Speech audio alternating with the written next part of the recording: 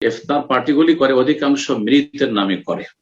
যারা বিভিন্ন বেদাতে জড়িয়ে তারা তো প্রায় এরকমই করে, ইফতার পার্টি কিন্তু কোন মৃত ব্যক্তির নামে, বাপের নামে, দাদার নামে, মায়ের নামে, এক কথায় মৃত ব্যক্তিদের নামে। তো মৃত ব্যক্তিদের ইফতারি এইভাবে খাওয়া জায়েজ নয়, আর মৃত ব্যক্তিদের নামে ইফতারি করানো জায়েজ নয়।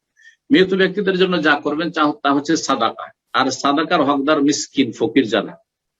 তো গ্রামবাসী অথবা শহরবাসী যারা সচ্ছল ব্যক্তি তারা কি করে খাবে? তাদের জন্য জায়েজ নয় যে এই খাবার খাবে। সুতরাং আপনি একজন সচ্ছল ব্যক্তি, আপনার জন্য সাদকা খাওয়া জায়েজ নয়, জিজ্ঞাসা করে নেবেন। যখন সেখানে এইরকম বেদাতি দাওয়াতের প্রচলন রয়েছে ইফতার পার্টির, যে আপনি যে ইফতার করাচ্ছেন কোন মৃত ব্যক্তির নামে না এমনি ইফতারি সওয়াবের জন্য করছেন, যদি বলে ইফতারি সওয়াবের জন্য করছি, কোন মৃত ব্যক্তির নামে করছি না, মা বাবার জন্য করছি না, তাদের রুহের মাগফিরাতের জন্য করছি না, তাহলে ঠিক আছে যাবে। আর যদি বলে যে না এটা আমার বাবা মায়ের জন্য ইফতার পার্টি করছি, তাহলে এইরকম বেদাতি খাবারে যাবেন না।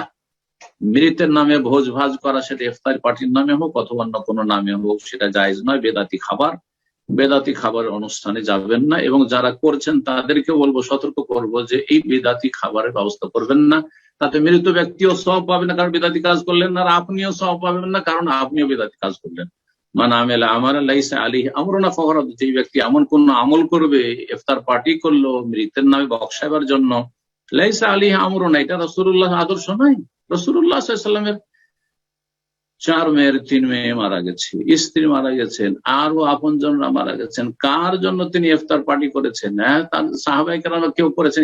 একজন কোন সাহাবী আমার অমুক মারা গেছে সুতরাং তার জন্য আমি ইফতার পার্টি করছি, করেছেন? সেটা বেদাতি কাজ। এসব বেদাতি ইফতারি তো যাবেন না এবং বেদাতি ইফতার পার্টি করবেন না। সুন্নতি তরিকে ইফতার করাবেন, তাতে সচ্ছল লোকেরাও খাবে এবং গরিবরাও খাবে। আর যেই ব্যক্তি ইফতার করাবে সে সওয়াব পাবে, আর তার সাথে নিজের দোয়া করেন। এবং এই সওয়াবের কাজ যে করলেন, সওয়াবের কাজের পরে দোয়া করবেন, সুতরাং এমনি দোয়া করেন, কিন্তু ইজতেমাই দোয়া, একসাথে সম্মিলিত দোয়া, মুনাজাত একজনকে দিয়ে এটাও করাবেন না। আল্লাহ যেন এই সমস্ত বিদআত থেকে বেঁচে থাকার তৌফিক দান করেন এবং বেদাতি অনুষ্ঠান থেকে আমাদের বেঁচে থাকার তৌফিক দান করেন।